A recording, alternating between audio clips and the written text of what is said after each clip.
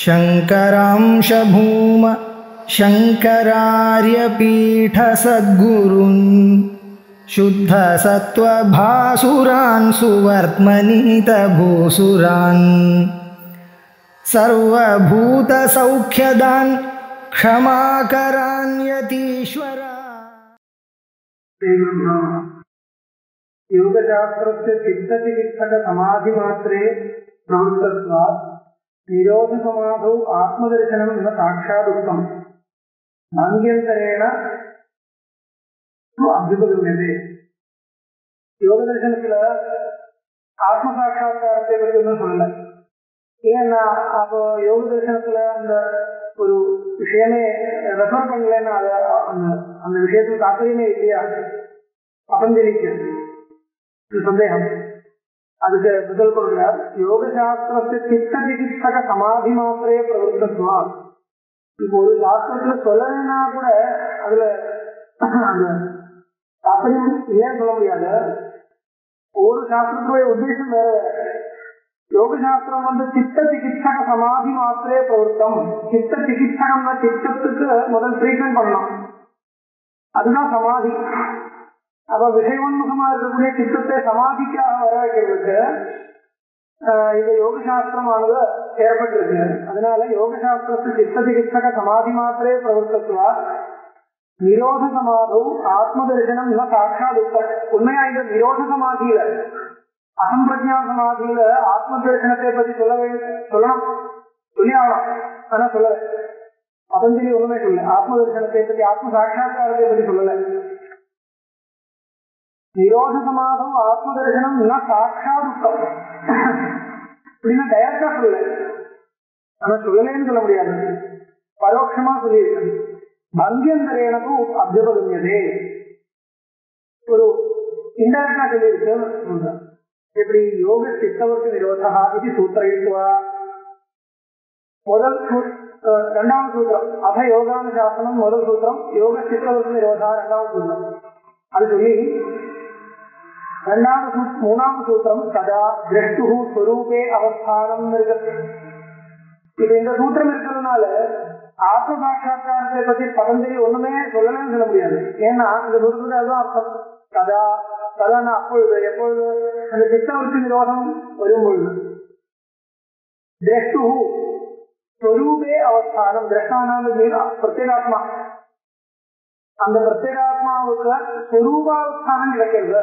ஸ்வரூபாவஸ்தானம்னா வேற என்னதான் ஆத்ம சாட்சா்காரம். ஸ்வரூபம் ஆத்மா ஸ்வரூபாவஸ்தானா இது சூத்திரனா. இப்படி சூத்திரம் பண்றதுனால எதிரி நிர்விகாரோ திரஷ்டா சதா ஸ்வரூபே ஏவ அவதிஷ்டதே. இப்போ சதா திரஷ்டு ஸ்வரூபே அவஸ்தானம் சொல்லும்போது இந்த ஆத்மா இந்த சமாதி அவஸ்தையில தன்னுடைய சுரூபத்துல நிற்கிறது சொன்னா மற்ற சமயத்துல எல்லாம் மாறி போறதா? உண்மையா மாறுறதுன்னு சொல்ல முடியாது. எதிரி நிர்விகாரோ திரஷ்டா, நிர்விகாரம் தானே. அதனால சதா ஸ்வரூபே அவதிஷ்டதே, எப்பொழுதும் இந்த சுரூபத்துக்கு தான் இருக்கு. ததாதி விருத்திஷு உற்பத்தியமானாசு தத்திர சிகிச்சாயாம் பிரதிபிம்பிதாயாம் தது அவிவேகாத் அஸ்வஸ்த இவ திரஷ்டா பவதி. ஒரு மித்யாபூதமா இருக்கக்கூடிய ஒரு ஆரோபம் வருது விருத்தியோடு வரும்பொழுது. அந்த விருத்தியில பிரதிபிம்பம் ஏற்படுறதுனால அந்த விருத்தி பிரதிபிம்பத்தையும் தன்னுடைய சுரூபத்தையும் விவேகம் இல்லாம இது இல்லாம இருக்கிறதுனால அஸ்வஸ்த இவ திரஷ்டா பவதி. அஸ்வஸ்தனை மாதிரி ஒரு சுரூபத்திலிருந்து வெளியே பிரச்சுதி வந்த மாதிரி ஒரு ஏற்படுறது திரஷ்டா பவதி. ததப்பி அனந்தர சூத்திரேன உத்தம். இந்த விஷயம் அடுத்த சூத்திரத்தில் சொல்றது. விருத்தி சாரூபியம் இதரத்ரா. இதரத்ரானா மற்ற அவஸ்தைகள். மற்ற அவஸ்தைகள்னா இந்த நிரோத சமாதி இல்லாம இருக்கும்போது எந்த மாதிரி விருத்தியோ வரதோ அதுதான் தன்னுடைய சுரூபமா நினைக்கிறது. இப்ப இப்படி சொல்றதா இருந்தா பதஞ்சலி ஒன்றும் சொல்லவே சொல்ல முடியாது. இதெல்லாம் ஆத்மஸ்வரூபத்தை பற்றி சொல்றது. அந்நியத்ராபி சூத்திரிடம் சப்தபுருஷயோர் அத்தியந்த அசங்கீர்ணயோ கிருத்திய விசேஷோ போகா பதார்த்தத்வா இதே அப்பிரசங்கரமாயாக சதாகாராவத்தோ பிரபுத்தி சம்வேதனம் இதுச்சா. இப்ப போகத்தை பற்றி சொல்லும் பொழுது பதஞ்சலி என்ன சொல்றாரு? அத்தியந்தா சங்கீர்ணயோகோ பிரத்யாபிஷேகோ போக. தத்துவம்னா அந்தக்கரணம், புருஷன் தான் ஆத்மா. தத்துவ புருஷயோகோ அத்தியந்த அசங்கீர்ணயோகம் அப்படின்னா வேதாந்தத்தில் சொல்ற மாதிரி இதரேதர அத்தியாசம், பரஸ்பரம் அத்தியாரோபம் வந்ததுனால இது வேற அது வேற பிரிக்க முடியாம போயிடுது. அப்படி நிற்கும் பொழுது தத்துவ புருஷயோட அத்தியந்தா சங்கீர்ணயோகோ பிரத்யேக அவிசேஷோ போக, அது வேற பார்க்க முடியாத அவஸ்தையில் நிற்கும் பொழுதுதான் போகம். இப்ப போகம் நடக்கிறது எப்போன்னு கேட்டா இந்த அந்த கணவருக்கு இது வரக்கூடிய அந்த பிரதிபிம்பம், அந்த கணவத்தில் வந்த பிரதிபிம்பம் தெரியாமல் இருக்கும்போது போகம், அவதான் போகம் நடக்கும். இல்லைன்னா போகம் நடக்காது. சப்தபுருஷயோர் அத்தியந்தா சங்கீர்ணயோ பிரத்யாபிஷேஷோ போகா பதார்த்தத்வா இது இதேர் அப்பிரதி சங்கிரமாய சதாகாராவத்தோ சபுத்தி சம்வேதனம் இது ஸ்திதினா சைதன்யம் ஆத்மஸ்வரூபம். அப்பிரதி சங்கிரமாய பிரதிசங்கிரமான பரிணாமம் இல்லாம இருக்கக்கூடிய சித்துக்கு சைதன்யத்துக்கு சதாகாராவத்தோ இந்த விற்த்தியோட ஆகாரம் மாதிரி வந்து வருது. உண்மையா பரிணாமம் கிடையாது. சதாகாராபத்தின்னா சதாகாரம் மாதிரி வர்றதுனால சுருத்தி சம்வேதனம், இன்னும் அறிவுன்னு அறிவு வருது. அந்தந்த விஷயங்களை தெரியறதுன்னா இதுதான்.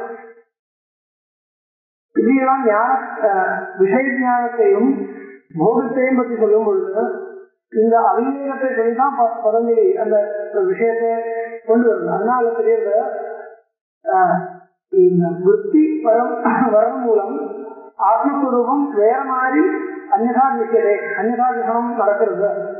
அந்த விற்பி இல்லாம வரும்பொழுது நிரோதன மாதிரியில இந்த அந்நியதா விஷயம் இல்லாம சுரூபமா இருக்கிறது. இதெல்லாம் பதஞ்சலிக்கு சம்மதம் தெரியுது. வேதாந்தோட கிட்ட இருக்க நிரோதனமாகினா சோதிலே தொம்பதாச்சே. இப்ப நிரோதனமாகிங்கிறத இல்ல தேவைப்படுறது. முமுட்சுவா இருந்தால் இந்த யோக சாஸ்திரத்தில் சொல்லப்படுற நிரோத சமாதி அது யோக சம்பிரதாயம் நமக்கு உபயோகம் இல்லைன்னு நினைக்கக்கூடாது.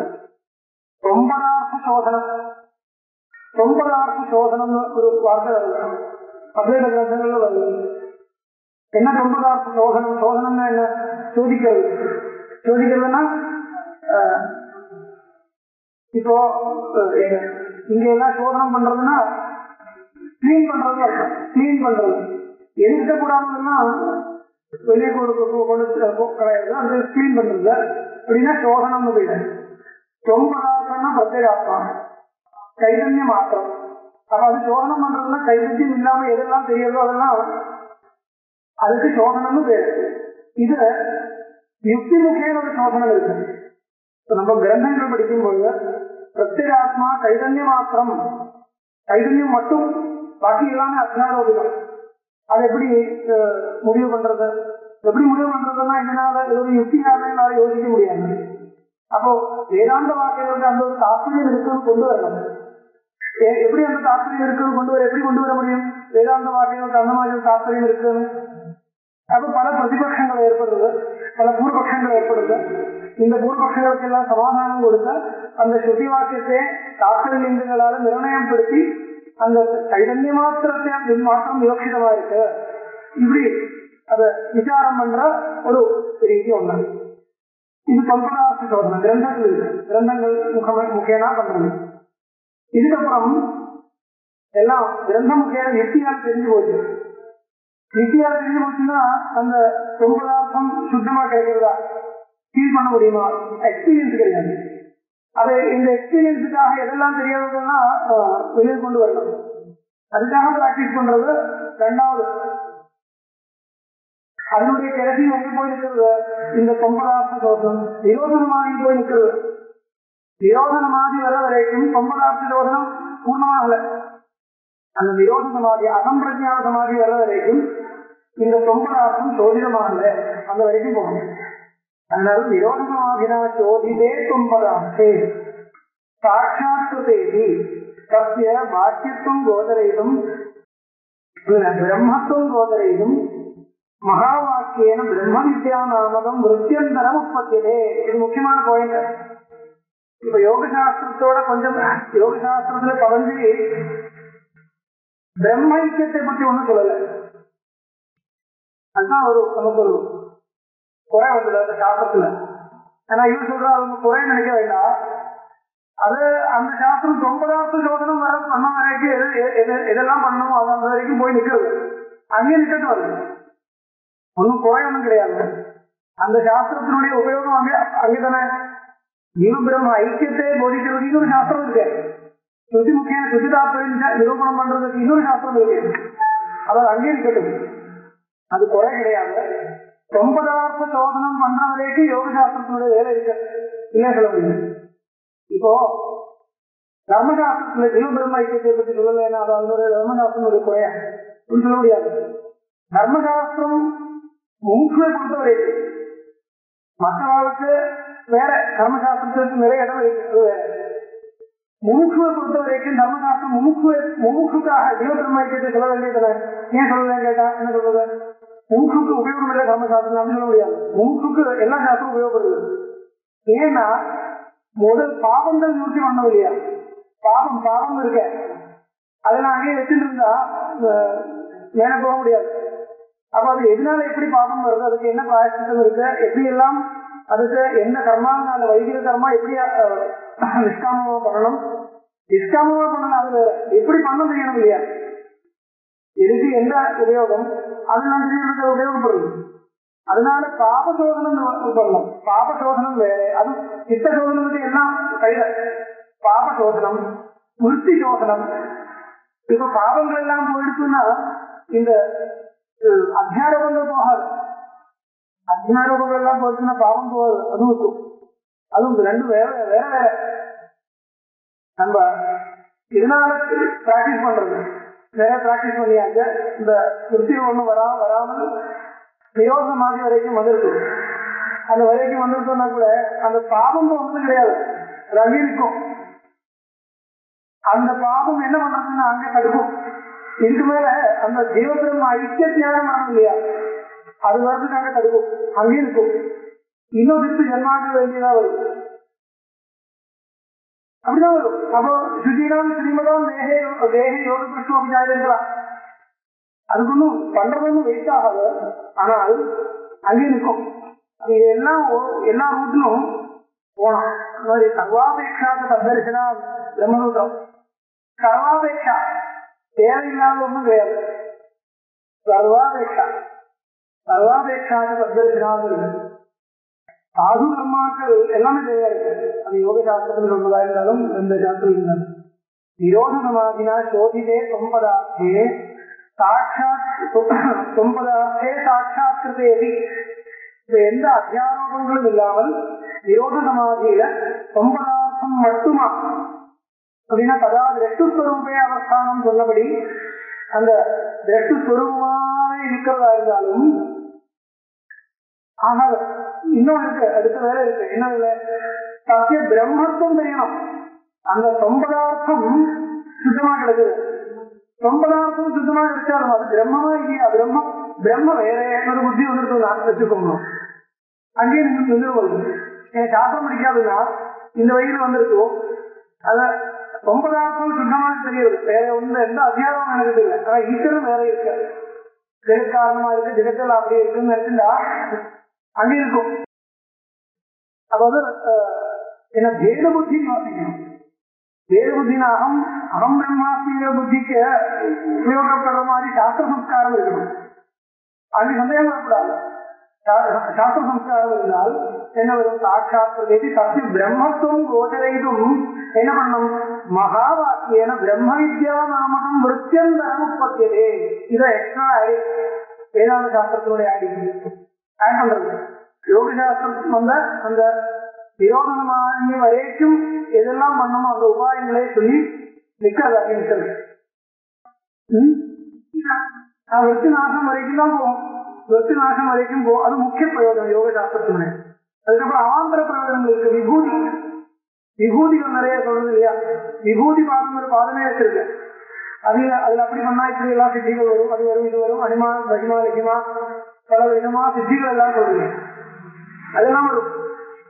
அது வேற, அது அவாந்தர பிரயோஜனம். யோக சாஸ்திரம் முக்கிய பிரயோஜனம் விருத்தி நாசம். சரி, விருத்தி எல்லாம் போயிடுச்சு. இனிமே என்னன்னா இந்த ஜீவ பிரம்ம ஐக்கியம் தெரியணும். அப்போ பிரம்ம வேதம் ஜீவ பிரம்ம ஐக்கிய கோச்சரமான ஒரு விருத்தி கடைசியில் வரணும். அந்த விருத்தியினால்தான் அவித்யா நாசம் இருக்கணும். விருத்தியும் ஆமா சாப்பிடுறாங்க. இதுதான் நான் பல தடவை சொன்னேன். இந்த விருத்தி இல்லாம இருக்கிறதுனால அவித்யா நாசம் வராது. அவித்யக்கு விபரீதம் என்ன? வித்யை. வித்யை விருத்தி தான். வித்யாங்கிறது ஜீவ பிரம்ம ஐக்கிய ஞானம். ஞானம் விருத்தி. இதுக்கு ஆப்போசிட்டா வரணும். வந்ததான் அது போகும். அப்ப இது நிற்குமா? இது நிற்காது. அதுவும் இது ரெண்டும் எல்லாம் சேர்த்து போயிடும். அது நாசம் பண்றதுக்காக இது விருத்தி வருது. அதுக்கப்புறம் விருத்தி இருக்காது. விருத்தியும் அவித்யா காரியமா இருக்கிறதுனால அடிச்சு போறதோட விருத்தியும் போயிடும். இது அதை அடிச்சு ரெண்டும் போய் சேர்ந்து போகுது. அந்த மாதிரி ஒரு பிரக்கிரியை கொண்டு வரணும். இல்லைன்னா அவித்யா நாசத்தை சொல்ல முடியும். இது அதோட பிரக்கிரியை. அப்போ சித்த சோதனம் வர வரைக்கும், விரோதமாகி வர வரைக்கும் யோக சாஸ்திரத்தில் சொல்லப்படுறது. அதுக்கப்புறம் இது அதோட சேர்க்கணும். மகாவாக்கியன பிரம்ம வித்யா நாமகம் விருத்தியந்தரம் உற்பத்தியில பதஞ்சலி வாயால சொல்ல இன்டர்நெட்டா சொல்ல சுத்த தொம்பதார்த்த சாட்சாத்காரே நிரோத சமாதி ஏகா ஏவ உபாயः கிந்து ஜட விஷயகே ஜட விவேகேனாபி பृथक् कृते साक्षात्कार संभव अतएव वसिष्ठः आह द्वौ क्रमौ चित्तनाशस्य योगो ज्ञानं च राघव योग वृत्तिरोधो हि ज्ञानं सम्यगवेक्षणम् इति असाध्य कस्यचित् योगः कस्यचित् ज्ञाननिश्चयः प्रकारौ द्वौ ततो देवो जगाद परमेश्वरः. என்ன சொல்ற?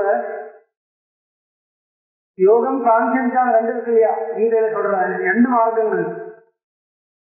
தத் யோகேனாபி கம்யதே சாங்கி பிராப்தியதே ஸ்தானம் தத் யோகைரபி கம்யதே. யோக மார்க்கம் சாங்கிய மார்க்கங்கள் ரெண்டு சொல்லுங்க. இப்ப நீங்க சொல்ற மாதிரி சித்தநாசம் வரணும். சித்தநாசத்துக்கு யோக மார்க்கம் ஒண்ணு இருக்கு. ஆனா யோக மார்க்கம் மட்டுமா இருக்குன்னு சொல்லக்கூடாது. சாங்கிய மார்க்கம் இங்கே இருக்கு. அது யாரு இருக்கு, யாருக்கு அதிகாரம் தெரிஞ்சுன்னு அது மாதிரி போகணும். அது சொல்ற சுத்த தொம்பதார்த்த சாட்சாத்காரே, தொம்பதார்த்தத்தை சுத்தமா சாட்சாத்கரிக்கிறதுக்கு அனுபவிக்கிறதுக்கு நிரோத சமாதி ஏகையே உபாயா. இதுனா அந்த நிரோத சமாதி மட்டுமே உபாயம்ங்கிறது இல்ல. நிரோத சமாதி ஒரு உபாயம். நிரோத சமாதியினால தொம்பதார்த்தத்தை சாட்சாத்காரம் பண்ணணும்னா அந்த யோக மார்க்கத்துக்கு போகணும். அப்படி இல்லைன்னா ரெண்டாவது நிரோத சமாதி ஏகையே உபாயா இதுன்னா கிந்து ஜட விவேகேனாபி பृथक् कृते तत्साक्षात्कार संभवा. அப்படின்னா இந்த ஆசனம் பிராணாயாமம் பிரத்யாகார தாரணா தியான சமாதி இந்த கிரமத்திலே வேணாங்கிற தேவையில்லை. ஒரு மூச்சு ஆசனங்கள் எல்லாம் பண்றதில்லை. ஏன்னா ஒன்னும் உயர்வு இல்லையே, அப்படி கேட்கக்கூடாது. பிராணாயாமம் இல்லை, ஆசனங்கள் பண்ணல, பிராணாயாமம் பண்றது அதுவும் கிடையாது. ஆசனங்கள் பிராணாயாமங்கள் ஒன்றும் பண்ணலைன்னா பரிகாசம் பண்ணக்கூடாது. இதெல்லாம் பரஸ்பர பரிகாசம் பண்றது. இந்த புத்தகங்கள் படிச்சுட்டு இருக்கு, ஆசனங்கள் ஒன்றும் பண்றது இல்லை, இங்க பரிகாசம். ஆசனங்கள் எல்லாம் பண்றது, பிராணாயாமம் பண்றது, புத்தகங்கள் இன்னும் நிறைய விசாரங்கள் இருக்கு. அதொன்னும் பார்க்கலன்னா என்ன உபயோகம்? அப்ப அங்க பரிகாசம் பண்ணுவாங்க. இது பரிகாசத்தினுடைய விஷயம் இல்லை. யாருக்கு எது சூட்டபிளா இருக்குன்னு சுயமா கண்டுபிடிக்கணும். இப்போ ஃபுட் ஹேபிட்ஸ் இருக்கு இல்லையா? அதுல யாருக்கு எந்த ஃபுட் சரியா இருக்கும் கேட்டா ஒரு ஏகரூபமா ஒரு ரூல் கிடையாது. பல விதமா உபதேசம் பண்ணி நாசம் பண்றது அப்படி கிடையாது. நமக்கு எது ஜீரணமா போறதோ அது நம்மளுடைய அனுபவத்தினால பரிசீலிக்கணும். எல்லாருக்கும் எல்லாம் ஒரே மாதிரி அப்படி கிடையாது. நிஷித்தமான போஜனங்கள் நிறைய இருக்கு, நிஷித்தம் இல்லாம இருக்கு, அனிஷித்தமா இருந்தா எல்லாம் சாப்பிட முடியும் அப்படி கிடையாது. யாருக்கு எது சூட்டபிளா இருக்கோ அது சுயமா பரீட்சை பண்ணி அது வைத்தியனால கூட பண்ண முடியாது. நம்மளுடைய அனுபவத்தினால இது எனக்கு சரியா வரும், இது வராதுன்னா வராதான். அது இன்னொருத்தர் அது கூட சாப்பிட முடியாதா சொல்லி என்ன அது சாப்பிட முடியாதுன்னா அதோட குருவா இன்னொன்னு சாப்பிட முடியும் அப்படின்னு இருக்கு. அது ஒவ்வொருத்தரோட ஸ்ட்ரக்சர் அவ்வளவுதான். அந்த மாதிரி யாருக்கு எந்த மார்க்கம் சரியா வருதோ, சிலருக்கு விசாரம் பண்றதுக்கு கஷ்டம், மேல மேல அது அது அப்ப தூக்கம் வரும். இனிமே புத்தினால ஏற முடியாது. சில நேரத்துக்கு அந்த மாதிரி வரலன்னு தூக்கம் வரும். சொன்னதே திருப்பி சொன்னா என்ன சொல்லணும், உபயோகம் இல்லை. இது மேல என்ன உங்களுக்கு அப்படி இருக்கு. எது பழக்கப்படுத்தி இருக்கோ, எந்த மாதிரி நம்மளுடைய பழக்கப்படுறது என்ன, எதனால பழக்கப்படுறது அப்படி, அது நமக்கு சூட்டா வர்றதுனால நம்ம ஒரு சம்ஸ்காரம் தான். ஆனால் இது ஒரு முமுட்சு ஒரு சாதனா மார்க்கமா இருக்கிறதா இருந்தால், அது சாஸ்திரமா விசாரமா இருந்தாலும் கிரந்த விசாரமா இருந்தாலும் அந்த ஆங்கிள் கொண்டு போறதா இருந்தாலும் உபயோகப்படுறதா சொல்றேன். இல்லைன்னா சாங்கிய மார்க்கம் ஒரு செப்பரேட்டா எதுக்கு சொல்றது, யோக மார்க்கம் செப்பரேட்டா எதுக்கு சொல்றது. அந்த சாங்கிய மார்க்கத்துல ஆசன பிராணாயாம தியானங்கள் கிடையாது. அது ரெண்டும் சேர்த்து பண்றதா இருந்தா கூட விரோதம் ஒண்ணும் இல்லை, சமுச்சித்து கூட பண்ணலாம், ஒண்ணும் இல்லை. இது ஒன்றும் மேஜிக் ஒன்றும் கிடையாது. சாங்கிய மார்க்கம்னா கிரந்தார்த்தம் விசாரம் பண்றதுதான். ஆனால் அந்த கிரமம் சுத்தமா இருக்கணும், வச்சுக்கணும், அது சந்தேகம் இல்லை. காலுஷ்யம் என்ன அசூயா காலுஷ்யம் இதெல்லாம் இருந்தா முடியாது. அது யோகியா இருந்தா முடியுமா?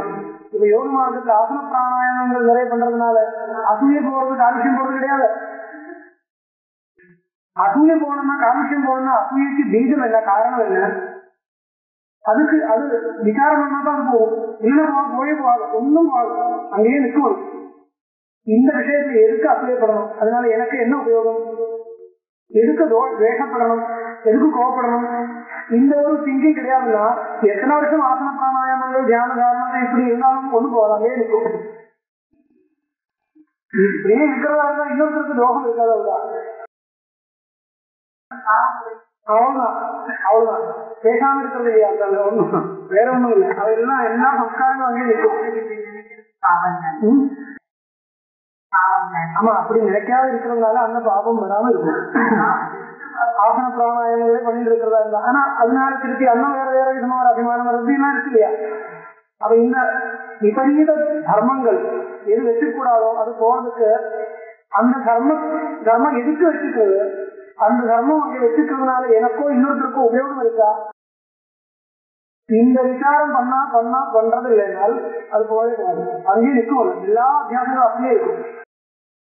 அது போறது அது இல்லாம இருக்கணும்ங்கிறது, அது விசாரத்தினால சத்விசாரத்தினால அது இல்லாம இருக்கணும்ங்கிறது அது யோக மார்க்கத்தில் இருக்கிறவனுக்கும் சாங்கிய மார்க்கத்தில் இருக்கிறவருக்கும் தேவைப்படும், சந்தேகமே இல்லை. இது யுக்தி விசாரத்தினால அத்தியாசத்தை நிவர்த்தி பண்ற மார்க்கத்துல போறதோ இல்லாம இந்த அதிஷ்டான மார்க்கத்துல தியான பிராணாயாம தியானம் பிரத்யாகார தியானம் சமாதி வழியா போறதோ என்கிறது நம்மளுடைய எது நமக்கு சூட்டா இருக்கோ அது அந்த மாதிரி போறது.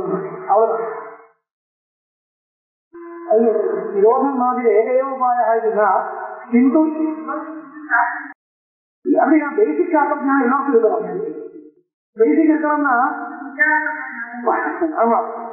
இப்போ விசாரம் எப்படி வரும் பாருங்க, விசாரம் எந்த அளவுக்கு போறது, இப்ப பல விசாரங்களும் பல கொஸ்டின்ஸும் வருது. எதனால கேட்டா இன்னும் பல மார்க்கங்கள் தெரியறதுனால, விருத்த பட்சங்கள் நிறைய தெரியறதுனால அங்கே போறது இல்லைன்னா அந்த கொஸ்டின் வராது.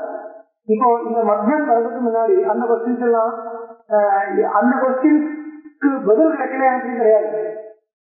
என்ன கஷ்டம் வருது பார்க்கணும். கிரந்தாதீனம் பண்றதுன்னா முமுட்சுக்கு ஒன்றும் பிரயோஜனம் இல்லை. எந்த வரைக்கும்னா இப்போ அத்வைத சித்தி படிக்கல இருக்குது, இப்போ படிக்கலைன்னா என்ன கஷ்டம் வருதுன்னு ஒன்றும் கிடையாது. மத்வால் அவளுடைய ரீதியில் கேட்கும்போது அந்த கேள்வி முன்னாடி யாரும் கேட்காத கேள்வி கிடையாது. இப்ப அத்வைத சித்தி என்கிற கிரந்தத்துல எந்த கேள்விகளை கோட் பண்ணி பதில் கொடுக்கிறதோ அந்த கேள்வியும் அந்த பதிலும் அதுக்கு முன்னாடி கிரந்தத்துல யாரும் டிஸ்கஸ் பண்ணலைங்கிறது இல்லை. ஆனா என்ன பண்றது, புதுசா கேள்வி கொண்டு வருதுன்னா புதுசா ஒன்றும் இல்லை, புதுசா இல்லவே இல்லை, பழைய கேள்விதான் புதிய மெத்தட்ல கேட்குது. அது பாஷை, இன்னொரு லாங்குவேஜ், இன்னொரு ஸ்டைல். சாதாரணமா கேட்க வேண்டிய கேள்வி ஒரு தர்க்கசாஸ்திரத்தினுடைய மெத்தேடில் போட்டு கேட்டா என்ன ஒரு அந்த மெத்தேடு தெரியாதுன்னா அதுக்கு அந்த மெத்தேட்ல பதில் கொடுக்க முடியாது. அப்ப இது ஒரு புது புது கேள்வியோ எங்கிற ஒரு பிரமம் அது. அப்ப அவள் அது இதுதான் திருப்பி திருப்பி மேல மேல பண்ணிட்டு இருக்கும். ஒரே கேள்வி பல ஆங்கிள் கொண்டு வந்து இன்னும் அது கொண்டு உபஸ்தாபனம் பண்றது. அப்படி பண்ணும்பொழுது நமக்கு பதில் கொடுக்க தெரியாதுன்னா என்ன அர்த்தம்? பதில் தெரிஞ்சாலும் கொடுக்க முடியாது. எப்படின்னா அந்த ஸ்டைல் தெரியாது. அப்ப அது பதில் நம்ம புதுசா கொண்டு வரல. இப்ப அப்படி சுத்தி பார்த்தா அதுல எந்த பதிலும் புதுசா வரல. ஆனா அந்த கேள்வியோட ஸ்டைல்ல கொண்டு வந்து ஃபார்மேட் சேஞ்ச் பண்றது. அந்த ஃபார்மேட் தெரியாதுன்னா அவள் கிட்ட பேச முடியாது. இதனால என்ன குழப்பம்? அவளுக்கு நடுவில் பேச முடியாது. அவ்வளவுதான், பேச வேண்டாம். அவ்வளவுதான். இப்ப பேசுறதுக்கு யாருக்கு தேவைப்படுறது? அவளுக்காக ஏதாவது பதில் கொடுக்கணும் என்ற உத்தேசம் இருந்தா தானே. ஒரு மோட்ச மார்க்கத்தில் இருக்கிறதுனால அவளுக்கு பதில் கொடுக்கல ஏதாவது கஷ்டம் இருக்கா? நமக்கு ஏதாவது இருக்கா? அப்படி ஒன்றும் கிடையாது இல்லையா? ஆனா பதில் கொடுக்கணும் யார் நினைக்கிறாளோ அவளுக்கு இந்த வழியில் போகணும். அது கொடுக்க வேண்டியது ஒரு கர்த்தவியமா இருக்கலாம், இல்லைன்னா கூட இருக்கலாம். அது வேற விஷயம். அது கொடுக்கணுமோ இல்லையா அதெல்லாம் வேற விஷயம். அதுக்காக சில பேர் இருக்கணுமா இல்லையா, நான் அதுக்காக இருக்கணுமா, அதெல்லாம் வேற விஷயம். அந்த அவளுக்கு பதில் கொடுக்கணும்னா அவ கேட்கிற ஸ்டைல்ல அந்த கேள்வியை நம்மளால வாங்கிக்க முடியும். நமக்கு ஏன்னா கேள்வியே வாங்கிக்க முடியாது. ஏன்னா என்ன கேட்கறது முடியாது. அது புரிஞ்சா கூட அவ எந்த மாதிரி உத்தரம் கொடுத்தா அவ அடங்கிடுமோ அந்த மாதிரி உத்தரம் கொடுக்கணும். இருக்கிற உத்தரமே அந்த மாதிரி ஃபார்மேட் சேஞ்ச் பண்ணணும். இதுக்காக தான் திருப்பி பல கிரந்தங்கள் ஏற்படுது. ஃப்ரெஷ்ஷா ஒரு யுக்தி வர மாதிரி இல்லை. அப்படி கிடையாது. வாஸ்தவம் தான், ஃப்ரெஷ்ஷா ஒரு யுக்தி கிடையாது. பழைய கிரந்தங்களே இருக்கு. ஆனா இந்த பழைய கிரந்தங்கள் இருக்கு அப்புறம் நோக்கி பார்த்தா இன்னும் விவேகம் இருந்தா தான் தெரியும். இல்லைன்னா அது அங்கே இருக்குன்னு தெரியாது. இப்ப பாஷ்யத்துல எல்லாமே இருக்கு சொன்னா பாஷ்யத்தில் இருக்கலாம். ஆனா பாஷ்யத்தில் இருக்குன்னு தெரிஞ்சுக்கிறோம் தான் பாக்கியெல்லாம் படிக்கிற மாதிரி இருக்கு. இது இதெல்லாம் அதனால என்ன சொல்ல, இதெல்லாம் விவகாரத்துல உபயோகப்படுது. பெர்ஃபெக்டா அந்த அத்வைதம் கிரகிக்கிறதுக்கு தேவைப்படுற சில யுக்திகள் இருக்கு. அது பேசிக்கா அடிப்படையா இருந்துட்டு இருக்கு. அது தெரியாம யாராலும் எக்ஸ்பிளைன் பண்ண முடியும். அது என்ன யோகியா இருந்தாலும் யாரா இருந்தாலும் அந்த பேசிக் கொஞ்சம் இது இருக்கு இல்லையா, அது கூட என்னால முடியாதுன்னா முடியாது. அது கிரகிக்கணும். அதுக்கப்புறம் அதனுடைய ஃபார்மேட் சேஞ்ச் பண்றதுக்கும் தர்க்கசாஸ்திரத்தினுடைய ஸ்டைல் பேசுறதுக்கும் இதெல்லாம் அந்த பேசுற ஸ்டைல் சேஞ்ச் பண்றது. பேசுற ஸ்டைல் சேஞ்ச் பண்றதுக்கு பேசுறவாளுக்கு தானே உபயோகப்படுறது. யாராவது போய் பேசணும்னு நினைக்கிறாளோ இல்லைன்னா அந்த மாதிரி பல பேரை தயார் பண்ணணும்னு நினைக்கிறாளோ அந்த மாதிரி இருந்தாலும் அது உபயோகப்படுது. ஆனா மகாத்மாக்கள் எதுக்காக அந்த கிரந்தங்கள் பண்ணியிருக்காரு கேட்டா அதுக்கு உபயோகம் இருக்கு. எல்லாரும் முமுட்சுக்களா இல்லை. சுத்தமா அந்த சம்பிரதாயத்தை மட்டும் இருந்த வேற யாரு கேட்டாலும் எது கேட்டாலும் பரவாயில்ல நான் இப்படியே இருக்கேன் அந்த மாதிரி இருக்கிறவா இல்லை. எப்படி சாஸ்திரம் படிக்கிறவா எப்படி படிச்சிருவா, ஒரு தர்க்க சாஸ்திரம் படிச்சு அந்த மாதிரி படிச்சு அந்த மாதிரி வரும். அப்படி வந்தவாளுக்கு இவன் கேட்கிற கேள்வி கேட்டா கரெக்டா அது அத்வைதோட தப்புன்னு தான் வரும். இந்த அத்வைத சித்திங்கிற கிரந்தம் பண்ணலைன்னு வச்சுக்கோங்க.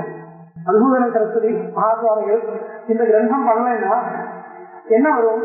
அந்த அதனுடைய மற்ற கிரந்தங்கள் இருக்கும் இல்லையா, அது தர்க்கசாஸ்திரம் படிச்சு அத்வைதம் கொஞ்சமா தெரிஞ்சிருந்த அந்த தர்க்கசாஸ்திரம் பிரபலமா தெரிஞ்சிருந்த அந்த மாதிரி இருக்கிறவாளுக்கு இந்த நியாயாமிரம் மதுவாவுடைய கொஸ்டின்ஸ் கேட்டா ரெலவெண்டா இருக்கு. இந்த கேள்விக்கெல்லாம் இவ்வாறு பதில் சொல்லவே முடியாது.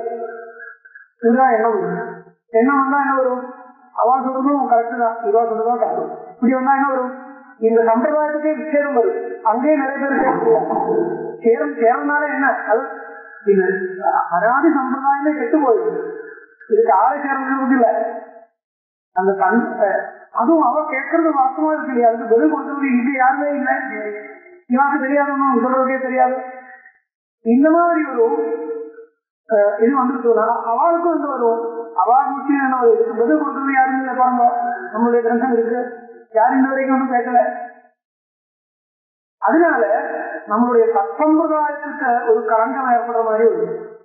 அப்ப இதுக்கு வரவே இல்லையா, நான் படிக்கவே இல்லைன்னா என்ன வரும்? அந்த சம்பிரதாயம் போயிடும் இல்லையா, அந்த சம்பிரதாயத்து மேல அவிசுவாசம் வரும்.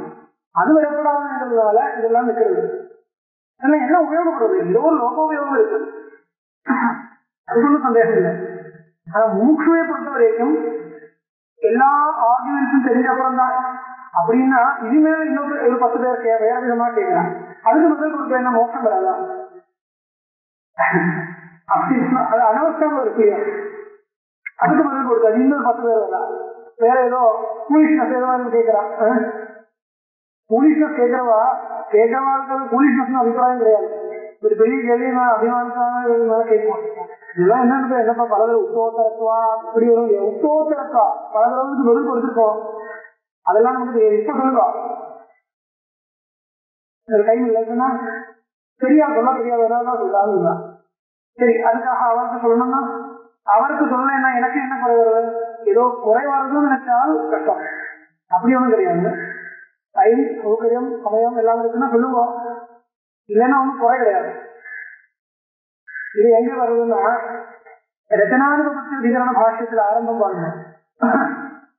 ரச்சனானுபவத்தி அதிகரணம் பாஷ்யத்துல அந்த பாதம் எதுக்காக ஆரம்பிக்கிறதுன்னா, பரம் சாங்கியாதி பகவத் பாதாவுக்கு முன்னாடி சாங்கியாத வைசேஷியாதான் இருக்கா. அவ யுக்தி மூலகமா இருக்கக்கூடிய அந்த சாங்கிய வைசேஷிகாதி தரிசனங்களை யுக்தி மூலமாவே தேசாம் அசாரத்துவ பிரதர்சனாய பரவ கிரந்தா ஆரம்பிச்சதேன்னு இருக்கு. எல்லாமே யுக்தி விருத்தமா இருக்கு காமிக்கிறதுக்காக. ஸ்ருதி இது முதல் பாடம் எதுக்காக அமைஞ்சது? ஸ்ருதி விரோதம் இல்லைன்னு சொல்றதுக்காக. அவ கேட்கிற தர்க்கங்கள் ஒன்றும் ஸ்ருதி சித்தமா இருக்கக்கூடிய சித்தாந்தத்துக்கு விருத்தமாகாத ஒன்றும் குறை ஒன்றும் வரப்போவதில்லை இது சமர்ப்பிக்கிறதுக்காக தித்தியாத்தியாயத்தின் முதல் பாடம். இரண்டாவது பாடம்னா, நீங்க இந்த மாதிரி தர்க்கங்களை பிடிச்சிட்டு இருக்கிறதா இருந்தா உங்களுடைய தரிசனம் சரியா இருக்கா? இந்த தர்க்க மூலகமா தானே இருக்கு, ஸ்ருதி மூலகமா இல்ல அவளுடைய தரிசனம். நீங்க எந்த தர்க்கத்துல அபிமானத்தை வச்சிருந்த உங்களுடைய தரிசனத்தை ஏற்படுத்தி இருக்காரோ அந்த தர்க்கங்களே சரியில்லை. அவா சொல்ற தர்க்கத்தை வச்சிருந்தே அவளுடைய சித்தாந்தத்தை கண்டிக்கிறதுக்கு இரண்டாவது பாதம் வந்திருக்கு. ரச்சனானுபவத்தை அதிகணும், அதுக்கு முதல் அதிகணும். அங்கேதான் இந்த அவர் ஒரு கேள்வி கேட்டு கிமர்த்தம் பர வித்வேஷகரணேன பரமத நிராகரணேனா பியூர் பரமத நிராகரணம். அது அந்த பாதத்தில் பரமத நிராகரணமே தான் இருக்கு. கேவலம் பதம் பரம நிராகரணார்த்தம் அஸ்மாகம் பிரவருத்தி கிமர்த்தம், அந்த மாதிரி ஒரு கேள்வி. நம்மளுடைய சித்தாந்தத்தை உபபாதப்படுத்துறதுக்காக மற்றவா கேட்கிற கேள்விக்கு பதில் கொடுக்கலாம், அது தப்பு இல்லை, அது எல்லாரும் பண்ண வேண்டிய விஷயம். ஆனால் அவளுடைய சித்தாந்தத்தையே ஸ்ட்ரைட்டா கண்டிக்கிறதுக்கு ஒரு பாதம் வச்சிருக்கு. அது எதுக்கு? வர விசேஷம் தானே வரும், உபயோகம் இல்லையே கேட்ட. அதுக்கு என்ன சொல்றார்? இப்போ மாத்மாவுக்கு ஒரு சித்தாந்தம் இருக்கு, யாவத் பரமதம் ந நிராகரியதே தாவத் சமதம் ந விவதிஷ்டதே. அர்த்தம் கேட்டா, யாவத் பரமதம் ந நிராகரியதே, எந்த வரைக்கும் பரமதத்தை நம்ம நிராகரணம் பண்றது இல்லையோ அந்த வரைக்கும் தன்னுடைய மதம் நிற்காது. இப்படி ஒரு சித்தாந்தம், இப்படி ஒரு இது இருக்கு. அதனால பரமதங்கள் எப்பப்போ சொல்லணும் அப்பப்போ நிராகரணம் பண்ணிட்டே இருக்கணும். இது நமக்கு கிடையாது, அந்த அபிப்பிராயமே கிடையாது. யாவத் பரமதம் ந நிராகரியதே தாவத் சமதம் நைவ விவதிஷ்டதே சொல்றதா இருந்தால் எப்ப விவஸ்தி வரும்? இப்ப கதா விவதிஷ்டதே சமதம்? ஏன்னா பரமதங்கள் வந்துட்டே இருக்கும் இல்லையா? பரம விஷயம் தெரியாதவன் எப்போ எல்லாத்துலயும் வந்துட்டே இருக்கும். இப்ப இருக்கிறவா எத்தனை பேர் இருக்காரோ விபரீத பட்சத்துல அவளுக்கெல்லாம் பதில் கொடுக்காது, சொத்தமா உட்காந்துருக்கு, அவன் இன்னொரு பிறகுதான் நிற்க போறதில்லை. அப்போ யாவத் பரமதம், எந்த வரைக்கும் பரமதங்கள் எல்லாமே நிராகரணம் பண்றது இல்லையோ அந்த வரைக்கும் சமதம் நதிஷ்டதின்னு சொன்னா நதிஷ்டதின்னு தான் அர்த்தம். அது யாருக்கு ஏன் அவளுக்கு எதுக்காக அந்த ஆங்கிள் வந்ததுன்னா, அவருடைய மதமே பரமத நிராகரணம் பண்ணி ஆரம்பிச்சிருக்கு. பரமதத்துல அசகிஷ்ணுதையினால இந்த பரமதம் சரியில்லை மனசுல ஏற்பட்ட அதுக்கு பதில் கொடுக்கணும், அதுக்காக வந்தது அந்த சமதம். அப்படி இருக்கிறதுனால அந்த பரமதங்கள் எப்பப்போ வரணும் அதுக்கெல்லாம் பதில் கொடுத்துட்டு இருக்க வேண்டிய ஒரு கட்டாயமா போயிடும், வேற வழி இல்லை. நம்ம வழி கிடையாது. ஒரு பரமதம் வந்தப்புறம் வந்தது கிடையாது. ஏதோ ஒரு பரமதத்தை கண்டனம் பண்றது பண்ணி ஏற்படுத்தக்கூடிய மதம் இல்லை, இது ஒரு மதமே கிடையாது, அப்படி வந்தது. அதனால அப்போ அப்படி இருக்கிறது எதுக்கு இருந்த பரமத கண்டனம்? மற்றவாளுக்கு தார்க்கிகாவுக்கு பரமத கண்டனம் தேவைப்படுது. ஏன்னா தர்க்கம் மூலமா இருக்கிறதுனால மற்றவா கேட்கிற கேள்விக்கு பதில் கொடுக்கலைன்னா நமக்கு குறை வருதுன்னா, இங்க இருக்க நீங்க இதுக்கு அத்வைதிகள் இதுக்கு இந்த பரமத நிராகரணம் இதுக்கு பண்றதுன்னு கேட்டா இதுதான் மட்டும் சொல்லியிருக்காரு. ஒண்ணும் கிடையாது, நமக்கு ஒன்றும் குறைவதில்லை. இருந்தாலும் சில மந்தமதிகளுக்கு இதுக்கு ஒன்றும் பதில் இல்லையோ, அது ஒரு வாஸ்தவம் தானே. இப்ப சாங்கியாதிகள் மகா முனிகளா இருக்கிறதுனால அவா சொல்றதுனால அது ஒரு பரமார்த்தமா இருக்கலாமோ, அவன் நிறைய தர்க்கங்கள் எல்லாம் சொல்ற அதுக்கும் ஒரு ரிலவன்ஸ் இருக்கலாமோ, அதுவும் சரி இதுவும் சரி ஒரு நிர்ணயம் வரலாம். ஏன்னா அதுதான் இதோட சரி. இதெல்லாம் பல விதமா அனர்த்தங்கள்யா நாட்டில் வருது இல்லையா. அப்படி வந்து மந்தமதிகளுக்கு அந்த மாதிரி ஒரு சந்தேகம் ஏற்பட வேண்டாம். அந்த பெரிய நீங்க சொல்ற மாதிரி ஒன்றும் அந்த தர்க்கத்துக்கு ரெலவன்ஸ் கிடையாது. காமிக்கிறதுக்காக ஒரு உதாரணமா கொஞ்சம் இடங்கள் காமிக்கிறேன், அவ்வளவுதான். பரமத நிராகரணம் கர்த்தவியம் வித்தியோ பரமத நிராகரணம் கிடையாது, அப்படி கிடையாது. இது பதில் கொடுக்கிறான், அது ஆசையும் தான் போயிட்டு புத்தகம் பார்த்துட்டே சொன்னேன், இல்லைன்னா வேற வழி போயிடுது. விரோதமாதினா சோதிதே தொம்பதார்த்தே சாட்சாத்கிருதேபி தஸ்ய பிரம்மத்துவம் கோச்சரயிதும் மகாவாக்கியேன பிரம்ம வித்யா நாமகம் விருத்தியந்தரம் உற்பத்தியதே. ந சுத்தத்துவம் பதார்த்த சாட்சாத்காரே விரோதமாதின ஏக உபாயः கிந்து ஜட விவேகேனாதி பிருதக்ருதே தத் சாட்சாத்கார சம்பவா. அது வேறையா பிரிக்கணும், அவ்வளவுதான். அது யோகத்தினால யோக மார்க்கமா வரலாம், விசார மார்க்கத்துல கூட வரலாம். அதையும் வசிஷ்டா ஆஹா द्वौ क्रमौ चित्तनाशस्य वर्णो योगो ज्ञानं च राघव स्पष्टं योगस्तद्वृत्तिरोधो हि ज्ञानं सम्यक् अवेक्षणं वर्णो योगंங்கிறது சித்தவத்து நிரோதம். ஞானம் என்ன?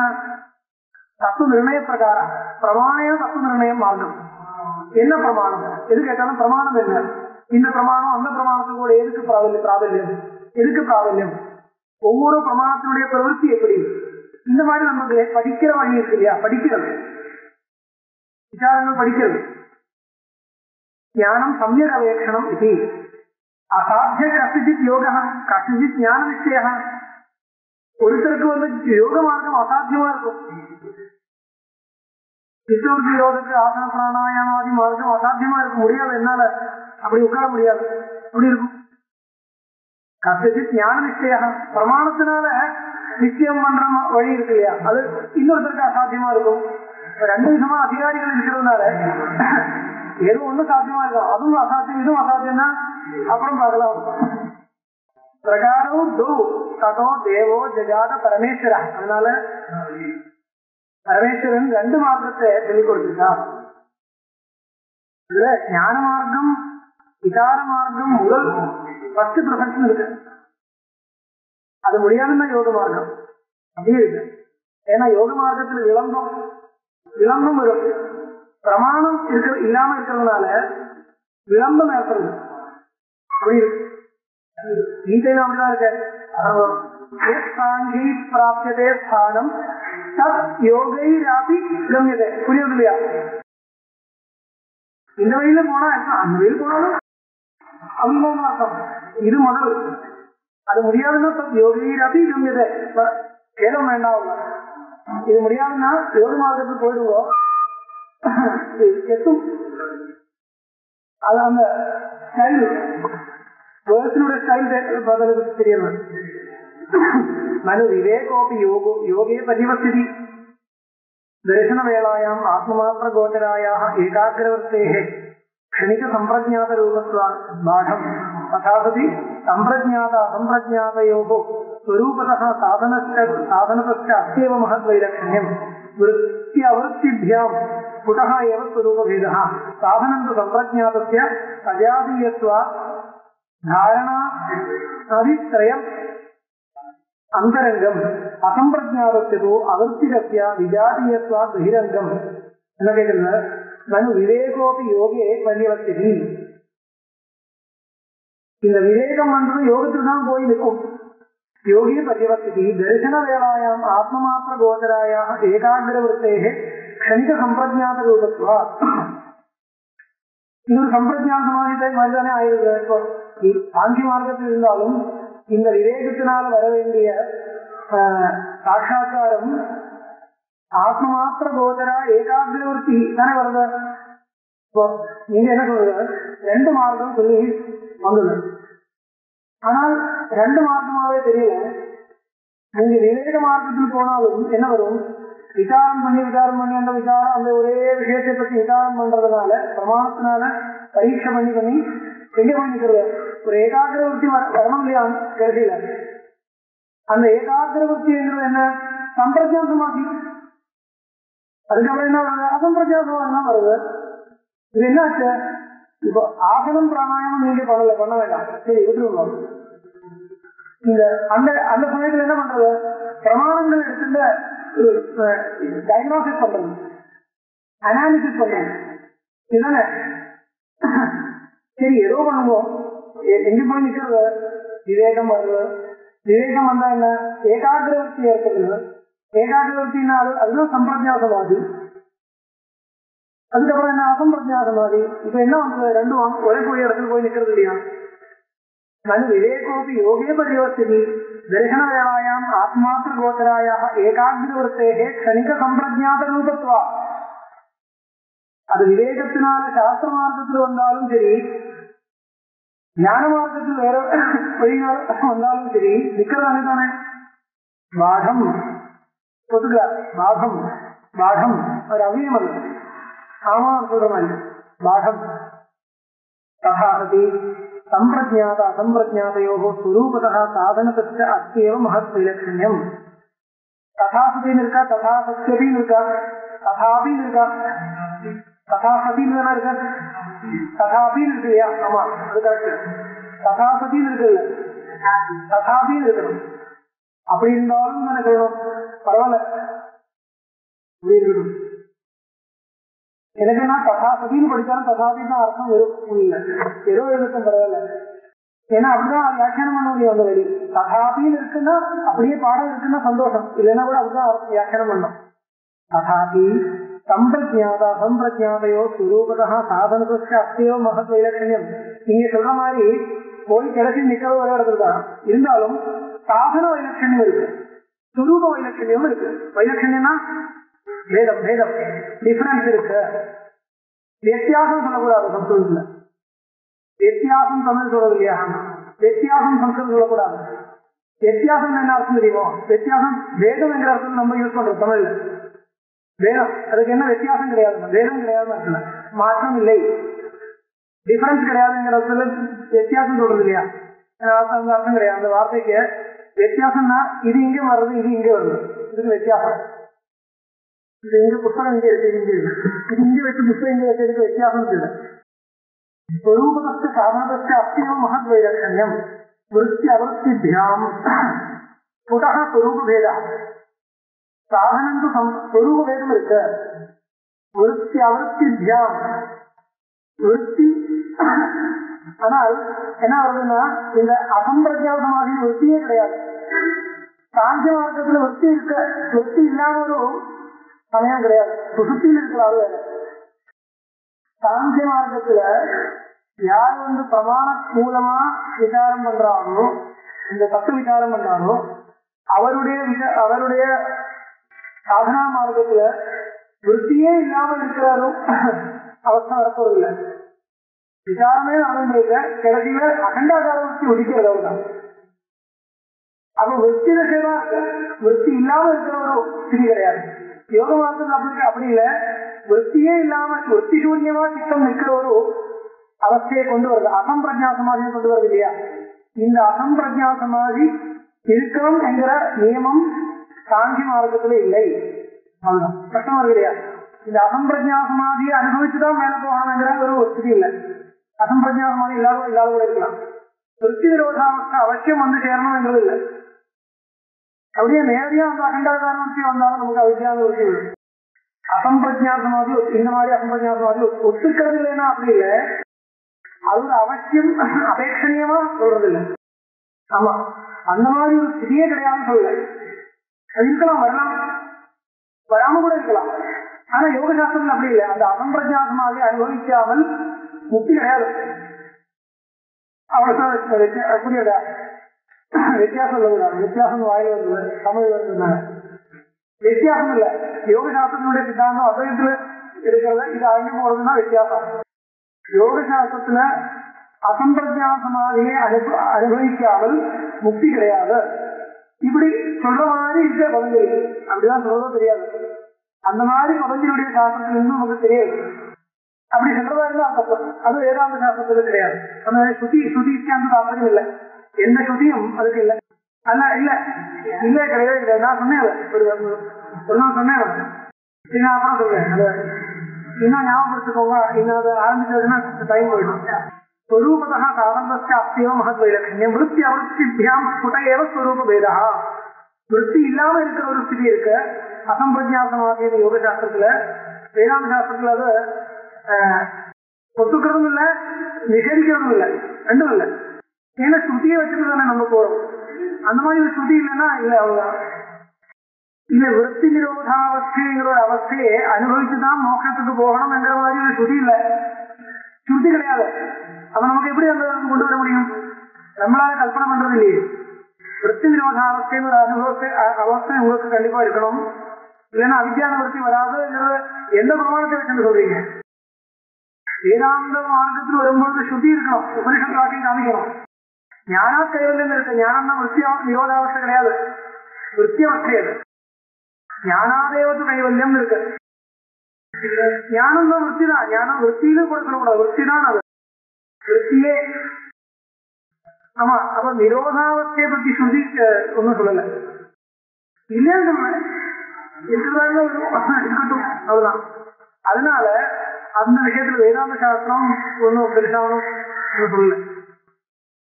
சாதனம் சம்பிரஜாதஸ்ய சஜாதீயத்வா தாரணாதித்ரயம் அந்தரங்கம் அசம்பிரஜாதஸ்து அவிருத்திகஸ்ய விஜாதீயத்வா பகிரங்கம் ததாதி சூத்திரம் ததபி பகிரங்கம் நிர்பீஜஸ்யா இது. விஜாதீய என்ன சொல்றது? யோக சாஸ்திரத்துல வந்து சஜாதியும் விஜாதியமா இருக்கக்கூடிய பகிரங்க சாதனங்கள் அந்தரங்க சாதனங்கள் எல்லாம் இருக்கு. பகிரங்க சாதனங்கள்னா யமனியமும் சாதனம் பிராணாயாமம் பகிரங்க சாதனங்கள். பிரத்யாகாரம் தாரணா தியானம் இது அந்தரங்க சாதனங்கள். இந்த மாதிரி மார்க்கத்திலிருந்து வருது. இங்க வேற வழி, அதனால வித்தியாசம் இருக்கு. சாதனம் சம்பிரஜாதஸ்ய அஜாதீயத்வா தாரணாதித்ரயம் அந்தரங்கம். தாரணாதித்ரயம் தாரணா தியானம் சமாதி. பிரத்யாகாரத்தை கூட அதுதான் சேர்த்துருங்க. பிரத்யாகாரம் கூட பகிரங்கம். தாரணா தியானம் சமாதி இது மூணும் சம்பிரஜாதத்துக்கு அங்கம், இல்ல அசம்பிரஜாதத்துக்கு அங்கம். சாதனம் சம்பிரஜாதஸ்ய சஜாதீயத்வா தாரணாதித்ரயம் தாரணா தியானம் அசம்பிரஜாதஸ்ய அவிருத்திகஸ்ய விஜாதீயத்வா பகிரங்கம். இது ஒரு இருக்கு. இதோட சாதனம் சம்பிரஜாதஸ்ய பிரத்யாகாரத்தை சேர்த்துனா மூணாயிடும். ஏன்னா தாரணாதித்ரயம் சொல்றதுனால தாரணா தியானம் சமாதி மூணாவது இருக்க முடியும். சமாதினா இத்தனை சம்பிரஜானம் ஆயிடுச்சு. சம்பிரஜானம் அதே ஒரு சமாதி. அப்ப அதுக்கு அங்கம் எப்படி சொல்ல முடியும் தெரியாது. இது ஒரு இருக்கு. அசம்பிரஜானத்துக்கு அவிருத்திகஸ்ய விஜாதீயத்வா பகிரங்கம். இப்ப சஜாதியம் விஜாதியம்னா என்ன? தாரணையிலும் தியானத்திலும் சமாதியிலும் எல்லாம் விருத்தி இருக்கு. விருத்தி இருக்கிறதுனால சம்பிரஜான சமாதிக்கு இதெல்லாம் சஜாதியம். அசம்பிரஜான சமாதியில் விருத்தி கிடையாது, அதனால விஜாதியம். விஜாதியமா இருக்கிறதுனால இது மூணும் அசம்பிரஜான சமாதிக்கு பகிரங்கம், சம்பிரஜான சமாதிக்கு அந்தரங்கம் சொல்றாங்க. சாதனம் அந்தரங்கம்னா சாதனம், பகிரங்கம்னா சாதனம், ரெண்டுமே. ததாதி சூத்திரம் ததபி பகிரங்கம் நிர்பீஜஸ்யா. நிர்பீஜஸ்யான நிர்பீஜ சமாதினா அசம்பிரஜான சமாதி. அசம்பிரஜான சமாதிக்கு ததபி பகிரங்கம். ததபின்னா தாரணா தியானம் சம்பிரஜான சமாதி இது மூணும் அசம்பிரஜான சமாதிக்கு பகிரங்கம், விஜாதியமா இருக்கிறதுனால. விஜாதியத்வேபி புகுவிதானாம் ஆத்மவர்த்தி நிவாரணேன உபகாரிதையா பகிரங்கத்துவம் அவிருத்தம். விஜாதியமா இருந்தாலும் அங்கமா வச்சுக்கிறதுக்கு ஒன்றும் தப்பு கிடையாது. ஏன்னா உபகாரகமா இருக்கிறதுனால அங்கமா வச்சுக்கலாம். அதே உபகாரகம் உபகாரித்தும் நிஷதைத்தும் சூத்திரயதி ஸ்ரத்தா நேய ஸ்மிருதி சமாதி பிரஜாபூர்வக இதரேஷாம் கேஷாஞ்சித் தேவாதீனாம் பூர்வசூத்திரே ஜென்மனைவ சமாதி முக்த்வா மனுஷ்யான்